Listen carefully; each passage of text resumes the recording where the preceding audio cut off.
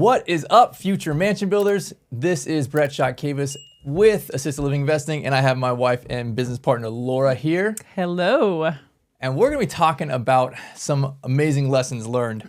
We recently did our big event. We had all of our partners out to Georgetown and, man, did a lot of breakout sessions, did a lot of sharing, talking about people's deals and all the different things. But Laura had this one particular breakout session that I wanted her to come on the show and talk about. So what was that like? Yeah, so I think when it comes to assisted living mansion and having your own mansion, I love talking about things that are really near and dear to my heart, close to my heart. And something that I think that we do a really good job is really pouring into our team, building culture, setting the standard. And so I think you hear those kind of words a lot when you hear or listen to business podcasts, but there's no real implementation of it. It's just like, be a better leader. And you're like, okay, well, how do I do that? How do I set the standard? I don't even know what that means. Yeah, so it's all fluffy stuff. Exactly. So I really wanted to really break it down for our strategic partners and pretty much in bite-sized formats of like, here's what to expect here, here's what to expect here, here's what to do here. And so I really simplified it. It's not this like grandeur, like, oh, here's the culture, here's how you build it. Like, I'm not like a culture expert or anything. It's pretty much what we do at Platinum. And so I think that it's very essential for the growth and development of your business, especially assisted living, to really pour into your people, because the majority of what you do is service-based, right? And so you have to really be on top of your people to make sure that they are taking care of those grandparents in the home. And I think the main way to do that is it starts with the top and it starts with you. So that's pretty much kind of a roundabout of what we're going to be talking about today. All right.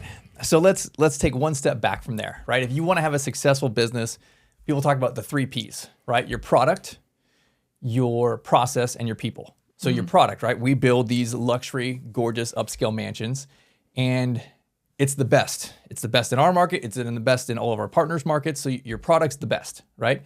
Then you have your processes, and we spend a lot of time dialing in step by step by step, every little thing. Every little thing has a process, right? You build your building, you get your license, you dial in your processes, and then what's left after that is really the real part of your business, the hard part of your business, right? And that is your people. Your people, you can never necessarily like put in place and say, cool, we're good, right? Because people ebb and flow and they change, and you fire and you rehire and all the different things. So your product, right? You build your mansion, cool, that part is done. Your systems you can dial in and you'll continue to maintain, but after really year 1, 2, you've got majority of it all dialed in, but your people here. So I think that is the hardest part to this business for sure, because it is a 24/7, 365 business. Every single day, you're dealing with people that have to show up with a good attitude and take care of people with dementia. So I think this is by far the biggest challenge here, and therefore the biggest opportunity for success, because everyone does a crappy job. Yeah. Right? Yeah, you look at these big boxes and it's almost blatantly obvious why they have empty beds, and they do fail a lot of the time, because they don't have the culture in place that really keeps people wanting to work there. It's a dark, dreary place. Everyone complains about working there. I mean, everyone that walks in is usually in a bad mood. And so I think if you're coming into an industry that has such a low standard, I mean, you can almost come in and be just above the average and be amazing, right? But we don't want to be that. We want to be better than just average. So we want to be exceptional. And so having that standard, setting that culture, I think is something that the big boxes don't focus on. They're just focused on the green. They're focused on how much money is coming in, which, yes, I understand that's important as a business. But I think in this business specifically, you really need to focus on your people in order to then see that green coming in. Yeah. I've said this a bunch of times, but we sell love. And the reason why we are profitable is because we provide amazing care and we love on these grandmas and grandpas, and it's the real deal, legit, right? That is why big corporate cannot crush this, right? Yes. That's why the small entrepreneur has the strategic advantage over VC capital and all the big REITs and hedge funds that are trying to do this, because they're at the top and they have middle level management and management in between that and all this corporate stuff, and no one knows anybody's name. No one's pouring into them, investing in their team. And it really just crap rolls downhill from there, right? Yeah. And you get terrible people that are doing the least amount of work, and no one is there investing in them, training them, or firing them and replacing them. Yeah. So I think this is one thing that I said during the presentation was that your culture is built one action or inaction at a time. And I think that really resonates with me. I think that I just kind of made that up. It might be someone else's quote, but it's something that resonates with me because I think a lot of the big boxes, they take a lot of inaction toward things, which then creates that negative culture. And for example, they don't fire people that aren't doing their job. If someone is on their phone, if someone is, should be doing bed checks every 2 hours, if there's maybe someone who needs a little extra hand doing something, they don't go above and beyond. They don't want to do that. And then they don't fire people for that. So then keeping that one person inside their building is then setting a tone for everybody else that works in the building saying, hey, it's okay if you act like that here because we don't care. We're going to keep you on anyways. All we need is a warm body and a pulse is pretty much what they're saying. And so what we do differently, I think, is we take action toward that and we say, hey, this person probably isn't a good fit for us. This is not aligning with our culture and our standard. I think that you would be a better fit somewhere else because maybe they will. Maybe they have a skill set that would better some other company, but it's not going to be tolerated here. And when you take that person out of your building, it then sets a tone like, oh, we cannot act like that. We have to do 2-hour rounds. We can't talk back to our manager. We have to go above and beyond, have a good attitude, and show up on time, right? It's setting that standard and then making sure you're reiterating that every day. It has to be reiterated every day. It's like with your kids, right? You can't just say, go clean your room and then you only tell them one time. Like it's almost, you have to reiterate it all the time, right? And so it's the same thing with your team is reiterating what your expectations are and what the standard is. And that is really what's going to build your culture within the home. So I've heard you talk about this a few times before, but I wanted to kind of dive into this. You've said that your culture is you, right? Or maybe your culture starts with you. Maybe both. Can you kind of explain your motto on that? Yeah, so my take on that, and I think a lot of people don't like hearing this because they want some like fluffy definition of culture. And yes, I can pull up some AI version of culture, but that's not true to me. And so culture really it starts with me. And I know they say it starts with everyone at the top, it drips down. And yes, that is very true. But I do think that I and Brett and I, we're building a culture within Platinum that really starts with us. We are the ones that are setting the standard, right? It's almost like a kind of a line in the sand, right? Like we're setting that standard and we're having everybody else reach to that line, right? They're slowly increasing their skills and slowly getting better at things to reach to that standard that we set. And so therefore, we as CEO and COO have to continually push ourselves daily. We have to make sure that we are, feeding our minds with, business advice, feeding our minds with positivity, and that we're, pushing ourselves, going to events, reading books, doing various things so that we ourselves are pushing ourselves to the next standard, right? Because I don't want to be the same person I was 2 years ago or even 5 years ago when we started this business. And so making sure that we are increasing that standard so that then our team can slowly increase as well. And it's kind of like this, like, I don't know what kind of graph that's called, but it's a graph that, it's increasing, right? It goes up. It goes up. And so it really does start with you. And so if you are not a person that is wanting to grow yourself or be better, I think that that's really going to reflect on your team because you're the one who is setting that standard in the home. And so if you hear anything today, just get up off your butt and increase yourself, right? Make yourself better, pour into yourself, do things that are going to challenge you, right? Even if you know you're going to fail at it, I think it's important to still take action toward that because it's setting an example for your team. Your team will see you try things and fail and see that you're resilient and you get back up and you try it again. So again, setting that example for your team is vital. So I wanted to dig into this a little bit more because this clicked for me at one point when it was said to me very bluntly. So I almost want to just say what you said back very bluntly to people. because I went through, and we've done it multiple times with different businesses, going through these activities. Let's create our mission statement and let's create our core values. And it's like fluffy and woo-woo and all that kind of crap. It's still right? important. Don't, yes. Well, nonetheless, like it was just this sound like great core values. And they make some little, word that we can spell out, right? Like, so what I heard was that like, essentially you are your core values. Mm-hmm.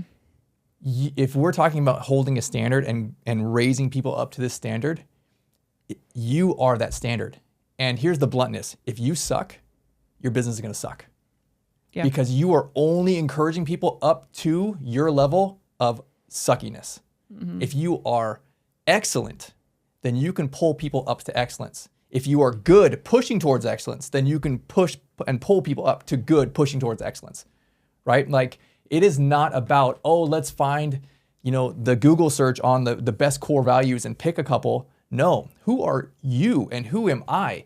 And what is important to us? And what are the things that we do? That's really what your core values should be, right? Like for me, excellence is so important. I push that on our team all day long. I want excellence more than speed, more than just about a lot of things, right? And so we went back and forth. Who is Laura? Who is Brett? That is who we are, and we will hold people to that standard and we'll pull people up to that. And so if you are not at a standard that you want your future business to be, then that's my challenge to you, is to grow and become better, right? You're not stuck at the level you're at now. Mm-hmm. If you are listening to this and you think, man, I got big goals, I want to start an assisted living, great. That is just one aspect of your goals. The other aspect of your goals can be on growing yourself, on growing your management skills, on growing all sorts of different things, right? It doesn't have to be just wealth. It should be wealth plus my physical fitness, my spiritual fitness, all these business skills and mental things, right? Like you can be a well-rounded person. And I think that is who we are and continue to become, and therefore pull our people up to that same kind of level. And I know some people say this all the time, and I'm just going to say it here. A lot of people are like, well, it must be easy for you because you like, reading books and you like going to the gym and, staying physically fit and going to church and all these things. And every time people say that, I'm just like, I don't think you realize what a struggle it is for me to get up at 4:30 and go to the gym every day. I've been doing it for years now, and it's still hard for me. It's still hard. I still have to fight it every morning. Like, do I really want to go today? Okay, no, I need to. This is for my future self. Like I have an internal battle. It's constant. And so same thing with reading books and podcasts. Like I just put them on in my car because I know I need to listen to it and, put that positivity in my mind. And so it's not easy. I don't think anything in life worth fighting for is easy. And so I want to reiterate that point that it does not come easy to myself. And I'm sure it doesn't to Brett. It's just something that we have practiced. And I think that we've built that muscle to know in our minds, like, hey, this is what we need to do to become the best version of ourselves. And when I say that to myself, I literally talk myself into it. I'm like, yes, I need to do this to be the best version, not only for me, not only for Bet, for my kids, for my team, for everybody, right? And so not that it's like a pressure, but it kind of is in a way, right? It's a good pressure. It's a good pressure to continue for me to push myself to be that best version. Yeah. We have created the habit of being uncomfortable every single day. And then it becomes uncomfortable when we're not being uncomfortable. Mm-hmm. It's like, man, are we taking a day off here? Like we probably shouldn't take two. Yeah, exactly. So I wanted to get into the nuts and bolts of this. And when you spoke to our partners, we set the stage, right, with here's our business, here's Platinum Resort, here's what we have been doing since 2020, and going through it at Mesa and then now again at Berry Springs, right? Here is the path from opening day one to getting to a place where you work your way out of the business. And to clarify that, right, this is an active business. This is not a passive investment. This is not a apartment kind of deal. It has a real estate play, but first and foremost, what we do is an active business opportunity. That's why we make amazing money. But how do you get to a place where you sit in the owner seat, just in the CEO seat, and you don't have to do all of the other things, right? And so we've done that multiple times now through multiple different openings of assisted livings. And Laura broke this down into, I think, 4 different stages. And I wanted you to unpack that for people.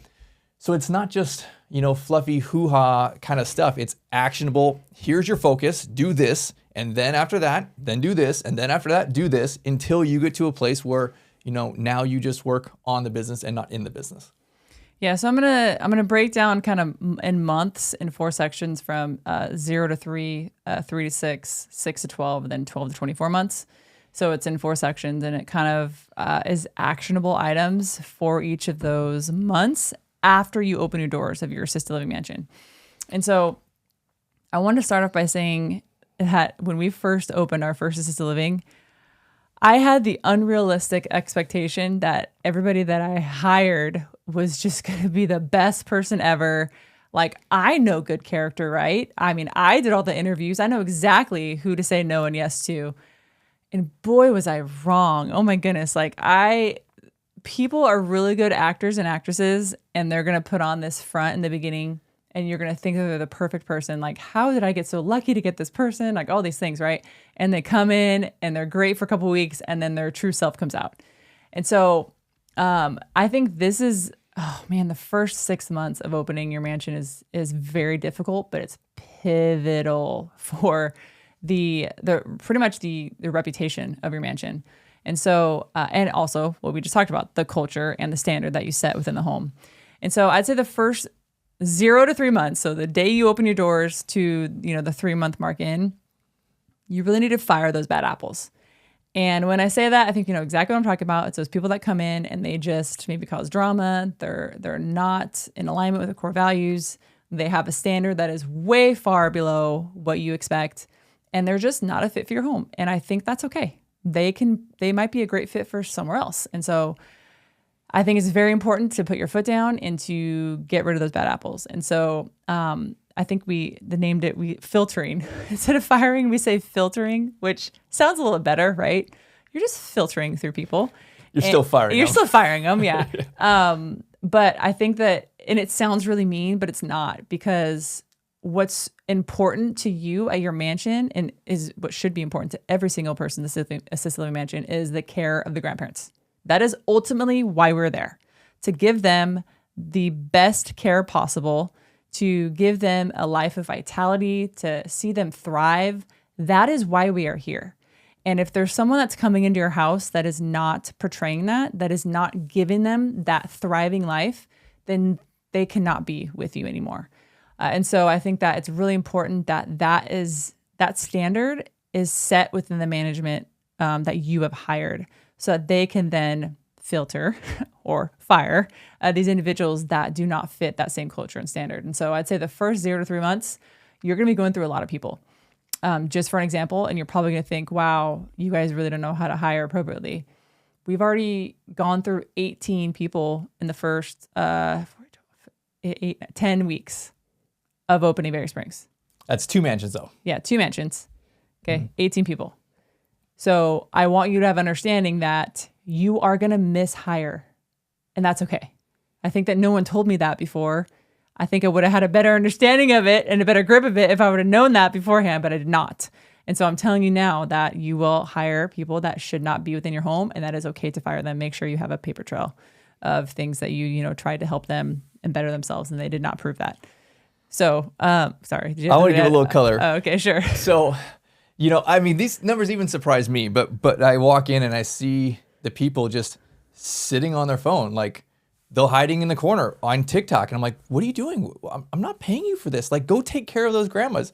And then they respond with attitude. And it's like, okay, well, you're clearly not a fit, right? Like, I don't fire them because I don't talk to the ladies, but Laura, tell our manager, this one's got to go, right? And it's so common. And I think it's surprising to me, and maybe depending on the generation that you were brought up in, man, when I first had my first couple jobs through that, younger pre-college kind of stage of life, there was no way. It was appalling to me to that kind of to speak and do things like that. It is not with the generation and the things that, you're kind of an entry level position. Man, it's just a different world than 20 years ago when I was getting into the job market. No, definitely true. So this is your first 0 to 3 months, fire bad apples. That's very important. I think that's literally the first thing that I would say is the most important. Second to that would be fill your beds. And I think that that will come easy if you have the reputation and you're setting the standard in your home. People are going to start talking about you. Hospice and home health are going to start, creating a buzz within the community. People are just going to start talking about it. You're going to have that positive reputation in your community. People are going to come to her. They're going to see how beautiful it is. They're going to see the care, see the standard. They're going to feel the peace when they walk in. There's just a different feeling inside the mansion. And so I think that filling your beds and stabilizing as well within those first 3 months is super important. So firing bad apples, filling your beds, and stabilizing your home, those three things, the first 3 months of opening your mansion. And so when she says stabilize, that's kind of a polite word. Really, it means just like keep your head above water, right? Like stay alive, because you're building your team and you're firing these people. And it's like, well, I need someone to fill that shift. And you might have to fill that shift. Your manager might have to work a 16 hours straight, 24 hours straight sometimes. You have to fire a couple people. And that really is the hard part and the sacrifice. But I want to stress how important it is. And I see way too many people who don't fire. They will let the things go. And then what happens? Then they have their whole crew, their whole staff lower and lower and lower themselves to a really crappy standard, right? And then from there, you have a bad reputation, and then it's like wildfire. Everyone in this industry knows the best people and the worst people. And when I say people, I mean assisted livings. Yeah. And you will quickly be like, nope, we're not going over there. Don't send mom over there. All the home health and hospice nurses will talk about it in the whole community. Again, culture is built through every action or inaction that you take. Okay. And so it's very important to take that action toward filtering through these individuals. Okay. So I'd say so going from 0 to 3, we already talked about that. Now from 3 to 6. 3 to 6, I think, is important because you're really setting and you're really creating the standard within the home. I think the first 3 months, you're trying to keep your head above water. You're filtering through a lot of people. There's just a lot going on. You're getting the systems in place. Like it's hard. Those first 3 months are very hard. It's very difficult. And so I think once you kind of get your head above water, you're stabilizing, your beds are full, you got, a pretty good set of, core team members that understand the culture, understand the standard that you're trying to set. I think then that's when you really create that standard. And that, again, that standard starts with you. You are the one that's creating that. So what does that take? That takes you showing your face, going inside of your mansions and making sure that they're seeing you set that standard. They're seeing how you interact with everyone who comes through the door. They're seeing how you're talking to each grandparent when you come in, how you bend down, you touch their shoulder, you ask them how they're doing, you look in them in the eye. They see you, how you're interacting with them personally, right? Are you saying hi to every Platinum Angel that you see? Are you saying hi to the maintenance man? Are you saying hi to the hospice and home health? Like, how are you treating people? I think that is really important for them to see. And to be honest, I purposely go inside of all of our buildings, and not because I need to do anything particularly. It's because I want them to see me there. I think it's important for them to see that. And so when I'm there, I'm picking up trash if there's trash on the ground. If maybe there's a mess, like from the dining room table from lunch that just happened, I grab a broom and a dustpan and I start mopping or doing whatever I need to do, right? If someone needs to be toileted, I'm not above that. I don't need to call for somebody. If everyone's busy, I'll just take them to the bathroom. So that right there, I think, is really, really important for the team to see that you are, quote unquote, not above any certain activity within the house. I can do whatever needs to be done. I'll take the trash out. I don't care. I will do, if that needs to be done, then I'll do it. And so if I have that standard, if I'm coming in and doing that, then that definitely will trigger down to them. Like, oh, well, I saw Laura take the trash out. Like, if the owner's going to come in and take the trash out, like, I should take the trash out too. So that is important. Intentionally coming into each building and really setting that standard by your actions. Yeah. So Laura and I have different kind of focuses, right? I focus more on the real estate side. I've also focused a lot on the chef and the food. And so when I go in, even when your mansion's brand new and just done, that doesn't mean it's all the way done. There's lots of little details, little fine touches, right? So I'm going through and just making sure that standard is held on the physical product, that building, right? Making sure our caregivers are treating it appropriately, hiring and spending the dollars on the maintenance man, doing the touch-up things, making sure every little detail on the physical building is dialed in, right? And that's literally setting the standard of the way they're gonna treat your product. And then the food, man, I'll get in there with the chef and like dial little everything. So my background is restaurants, spent a lot of time in fine dining. And so every single plate needs to be plated exactly the same. I want the protein here, no ketchup on the plate, right? It goes in bullets, right in the exact same spot. I want a garnish. I want all the different things, all 20 plates lined up exactly, right? With my grandma's plus my staff. And that's the expectation I have for the chef, right? It needs to be dropped on time, hot food, looking gorgeous. And man, I'm gonna get in there and mix it up with the chef and make sure he or she knows exactly what that standard is. And all of these little things are important. If you cut on some of these things like the food, you let the food go because your chef's not dropping food at the right time or being inconsistent, man, that is a slippery slope. And the food and the care are some of the most talked about things in assisted living. Mm-hmm. We have a massive wait list because of these things, right? And specifically the food. If you go on our social media, we are posting on our food 3 times a week. Why? Because it's a huge problem in the market. Therefore, it's a huge opportunity to be successful. Mm-hmm. And so hold the standard on the care, on the physical building, on the food, on all of these things. Mm-hmm. I think that when you do these things that we're talking about, you attract that individual who has that same standard or who is attaining to that standard, right? They're striving toward that standard. And I think that you will repel people who do not want to uphold that standard. So, for example, our reputation is, we take care of the grandmas. We are doing rounds. You're not on your phone. You're doing activities. You're doing all these things, right? And so if that gets word, because it catches fire within the community, if, caregivers around hear that, some people are going to be really excited about that and some people are not. And so people are like, oh, I don't want to do that. That sounds like way too much work. I'm not going to even apply there. Great, right? You will probably be better at a different location or somewhere else. But there are going to be people who are excited about it, who want to do that. Great, like I can actually interact with the grandmas. Oh, I only have, there's only 16 grandparents in the house. There's going to be 2 Platinum Angels. Amazing. Like that, I've been looking for an environment like that.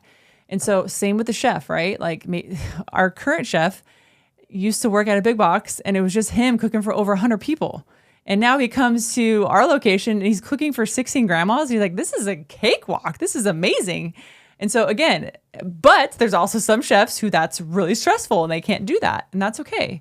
So I think you're really going to attract that right avatar is what we call it, that right person that you're looking for. And then you will repel the person that you are not looking for. Awesome. So that's step 1 and step 2, taking you up through 6 months. What is your focus and kind of action steps after Yeah. that? So I'd say between month 6 and month 12, you really have that core team. I think you've solidified those individuals who are really excited about the culture you built, excited about coming to work.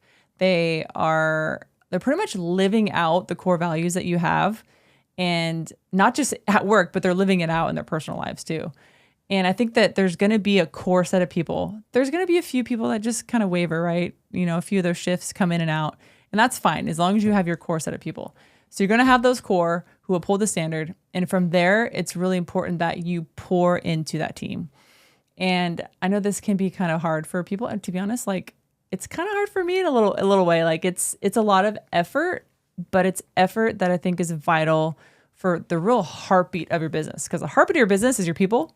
And so I think it's very, very important for you to pour into them. And so we do different things for them. So we do $50 cash for people who do not call in every month. So they're really excited about that. If they don't have any call-ins, they get $50. We also do a team member of the month. So we have monthly team meetings and we'll give $100 away to, someone who really exemplifies our core values. So we're always really reiterating our core values, and we're doing that through the quote unquote prizes that we give. We're always pulling back to the core values. So again, that's like washing over their mind, like why we're here and what you're trying to uphold and the standard that we have here.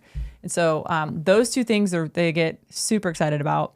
We do birthdays. We always give something to them on their birthday. I think it's really important. It doesn't have to be big. It'd be like a $25 Starbucks gift card or something, right? But at least it's something that they know that we're thinking about them. I think that's really important. We also have a Slack channel where all of our team is on. So we have a social channel where we'll always do shout outs if they went above and beyond, or same thing with birthdays. So they're always acknowledged. Sometimes we just pull people aside if they picked up a shift. I have $20 Visa gift cards up in the office with the managers, and if they like picked up a shift like last minute or something, we'll give them a gift card. And it's just showing that we appreciate their time and we appreciate the team effort they're really putting in. And so I think it's just appreciation, right? People want to be appreciated for what they do. And even if you think that it's just part of their job, like they don't need to be, giving money because it's part of their job.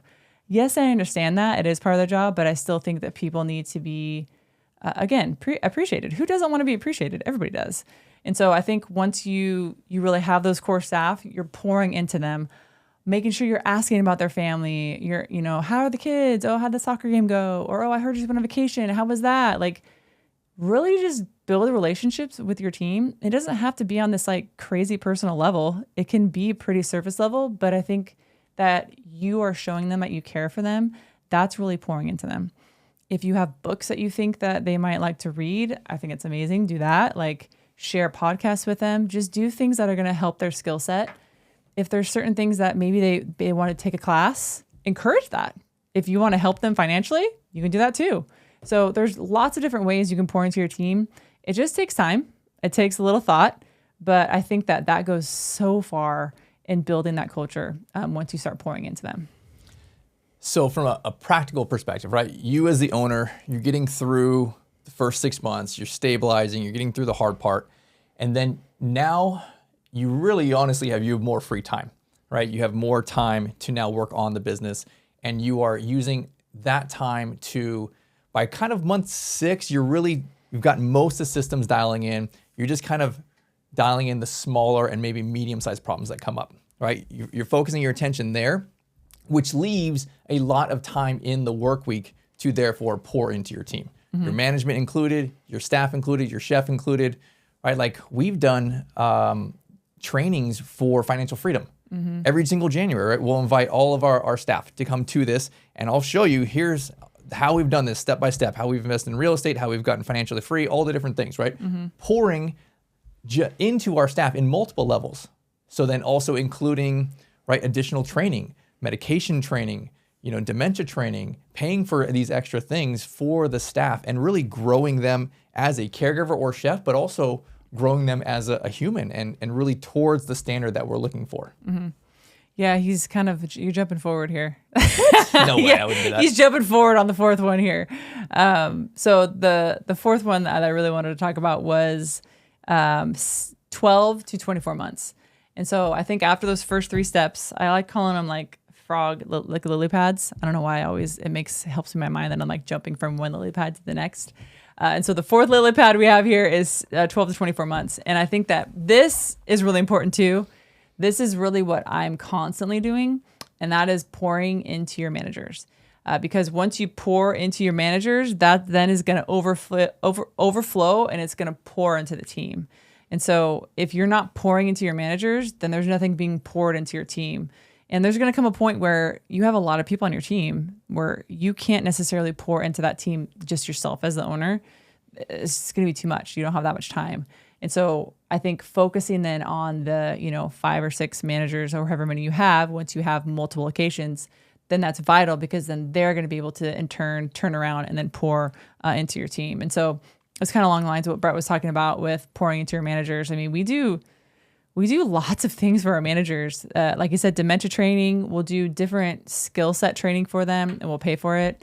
We pay for gym memberships because I think it's really important for your management team to have that want to really push themselves physically to their best physical fitness that they can. Because I think when they're healthy and physically healthy, then they're going to be a little bit more mentally aware in the workplace. And so I think it's really important to really encourage that. That's something that we really encourage. We encourage physical activity. And I think because being in assisted living, you can kind of see what inactivity can lead to. I think it definitely pushes you to make sure that you're on target to hit your best physical fitness that you can. And so we also, I actually just did this for the managers, is paying for blood work. So I don't know if you've ever heard of Function. I'm not getting paid for this, but they do blood work for, it's just, a fee and you go to a quest and you give blood, and then you have all your blood work. And so that was something that I think is important too, making sure that they are at their optimal health. And so that's something that we also helped our managers with as well. And so there's just little things that, sometimes I'll just show up at Platinum and whatever manager's there, I'm like, hey, grab your keys. Let's go take your car. Let's fill up your gas tank. Like, it's not a big thing. It takes time for you. Yes. But I think I'm telling you, the depth of appreciation that they have for you by doing something small like that, it goes so far. And so when they see you doing that for them, then they're going to want to do that for their team members, the caregivers and the cooks, because they know how it feels and they want their team to feel that too. And so making sure that you're helping them with anything they need help with, right? Like education, if they need education on how to buy a house or, how to get financing for something, like help them with that, right? Don't just keep all that information to yourself. So again, financial training is something that we also instilled with them. And so that was, man, there were certain times I did not want to do that training. Like, I was just like, oh my goodness, it's like a Wednesday night at 7 p.m. Like, do we really have to do this training? But that's so selfish of me to think that way. After we got off the calls, I'd be like, wow, like I can tell that made a real big difference in their life. And I'm really glad we took that time to do that. It's way better than me, sitting on the couch reading a book. Like, I could be really helping my team to better their future. That's way worth it to me. So again, I think it's just going above and beyond, doing little things to make them feel special, to pour into them, to help them grow in multiple ways, not just in a way that's going to benefit you. Don't do that. Do things that's going to benefit them personally, going to benefit their family, because then they're just going to be that well-rounded person for you, but then they're also going to be a well-rounded person just in general. And you should want the best for your managers so that then they can pour into your team and make them the best version of themselves. So I wanted to add this, that we pretty much have hired or promoted all of our managers, right? Mm-hmm. We did hire a couple and didn't work out as great. Mm-hmm. And so our path at Platinum is you pouring into these people and then promoting them.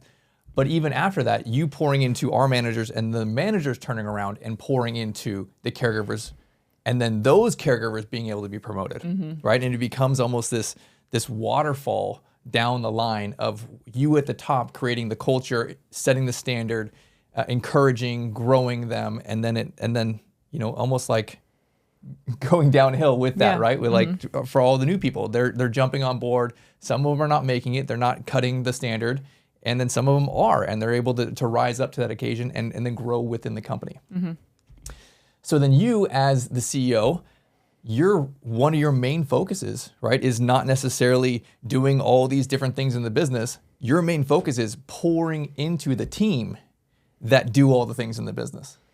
Yeah, I write a lot of birthday cards, handwritten birthday cards, and just random little notes of encouragement. And that doesn't come natural to me. I want you to know that. Some people it comes natural to them, and I think that's great. You should use that skill. But it's not something that comes natural to me. I'm not a note person. I don't write love letters to Brett really ever. So it's just not that's not how I portray my love. And so, but some people receive love that way. And so I think it's really important that you take the time to do those things. And so, yeah, a lot of my time spent is, writing those birthday cards, telling people how much I appreciate them, pulling people to the side and literally just telling them thank you. And that it doesn't take much time and it doesn't really take much effort, to be honest. It's just you getting out of your comfort zone if you're uncomfortable to do that, and really taking the time to do that, because it's very, very important.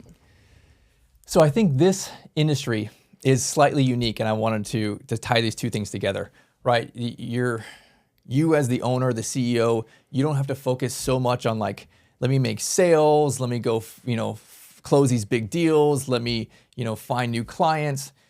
The income is super, super stable, right? We have to sell a couple rooms a year, and then they're there for 18 months or more.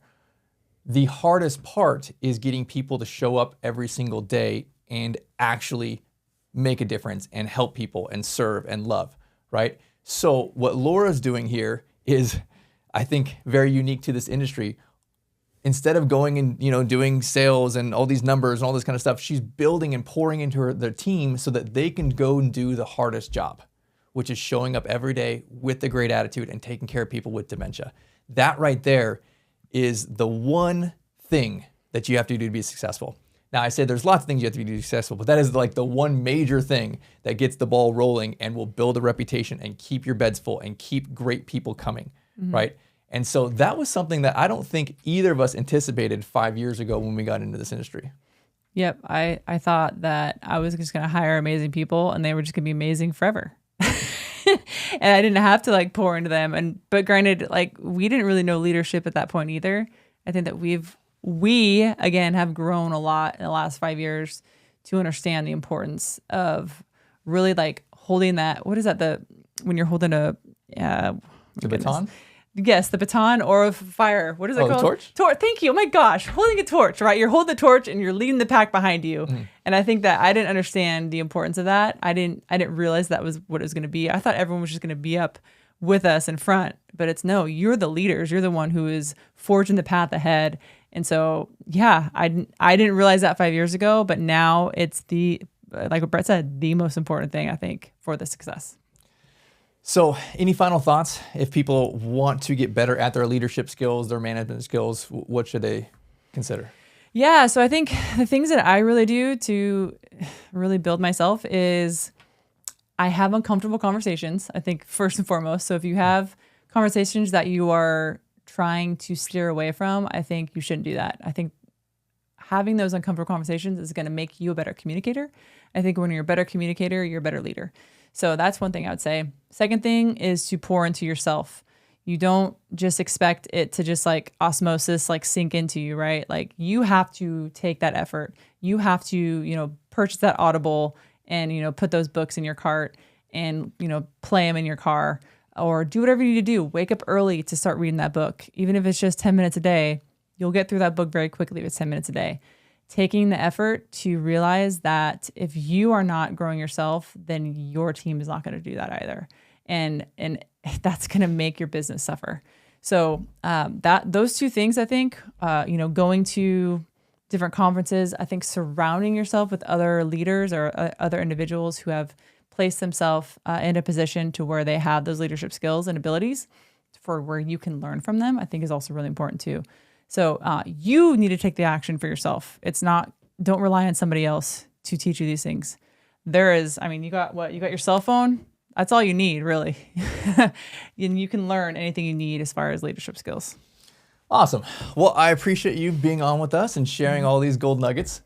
So if you are interested in building your own mansion, you can go to assistedlivingmansion.com, book a call with the team, learn about what it looks like, if it's a right fit for you. If you want to work with Laura and her operations team and learn how to make a difference and take care of grandmas while making massive wealth, then this may be the opportunity for you. So thank you guys for being with us. We'll talk to you next time.